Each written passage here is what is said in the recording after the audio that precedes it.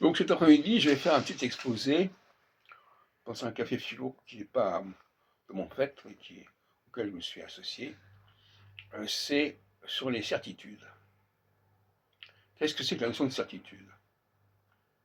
Moi, j'ai dit que la certitude est une notion fondamentale, une notion identitaire fondamentale, la certitude. Et nous n'avons pas les mêmes certitudes, parce que nous n'avons pas la même identité tous les uns et les autres. Alors, la certitude, c'est aussi la certitude sensorielle. J'en ai parlé longuement à propos de ce que j'appelle les topiques sensorielles. Les gens qui ont une certitude olfactive, et d'autres qui ont une certitude auditive. Eh bien, ces deux groupes ne fonctionnent pas de la même manière, n'ont pas les mêmes valeurs, n'ont pas les mêmes réactions, n'ont pas les mêmes priorités. Donc, comment pourraient-ils vivre ensemble? Ils peuvent se croiser, ils peuvent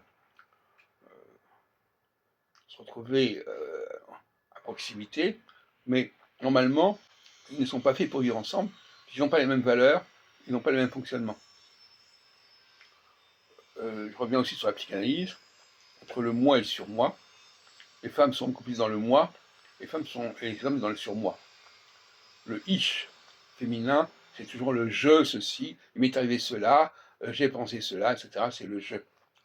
Les hommes sont plus dans le surmoi, dans le Über-Ich, c'est-à-dire qu'il faut dépasser le statut de l'ego pour penser au monde, au fonctionnement du monde, pas seulement au fonctionnement de sa petite cellule et son petit cocon. Voilà un point essentiel. Il y en a d'autres. Par exemple, des gens qui se différencient physiquement vont aller ensemble, s'ils se différencient physiquement, ils ne vont pas vouloir être ensemble. Pourquoi? Parce que le physique est un message, est un langage. Si quelqu'un n'a pas le même physique, il n'a pas les mêmes signes non verbaux. De la même façon, parler une langue, c'est à la fois se rassembler et s'exclure. Je parle une langue, les gens qui parlent cette même langue font partie d'un même ensemble. S'ils ne parlent pas de la même langue, ils ne font pas partie du même ensemble, ils s'excluent. Donc, en France ou ailleurs, ne pas parler la même langue que l'autre groupe, c'est une forme d'exclusion. Non seulement on s'exclut, mais on exclut l'autre.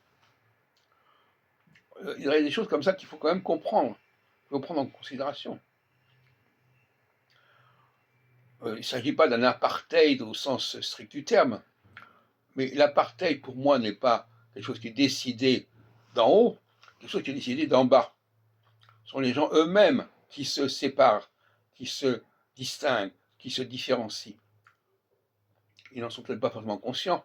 Leur façon de fonctionner, leur façon d'apparaître, leur façon de s'habiller, leur façon de se couper les cheveux, la façon de tout ce qui peut, tous les processus de différenciation sont des éléments d'apartheid d'en bas.